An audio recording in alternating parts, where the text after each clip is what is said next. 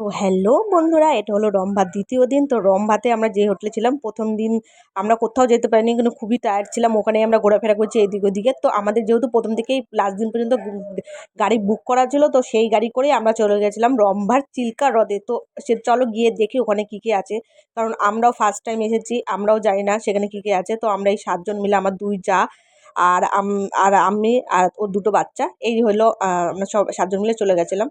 তো এটা হচ্ছে আমার লুক, দেখো আমাকে কেমন লাগছে। তো যাই হোক, আমরা চলে গেছিলাম জায়গাটা দেখলাম, ওখানে গিয়ে অনেক নৌকা রয়েছে বাঁধা। তো দেখে খুবই ভালো লাগছিলো, আর জায়গাটা সত্যি অপরূপ সুন্দর, তবে একটুখানি গরম লাগছিলো, জাস্ট এইটাই। সবাই গিয়ে দেখে ওখানে ফটো ভিডিও করতে শুরু করে দিয়েছে। তো আমরা এই যে এই বোটটায় চড়বো, এই বোটটা করে আমরা সেই চিল্কা হ্রদের ঘুরবো। সেটার জন্য আমাদের টিকিট কাটতে গেছে আমাদের বড় দাদা। তো যাই হোক, আমরা টিকিট কেটে আসলে আমরা এই এই বোটটায় করে আমরা ঘুরতে যাবো, আর পাখির জন্য অনেক খাবার নিয়ে নিয়েছিলাম। তো চলো, আজকের মতো এইটুকুই, টাটা।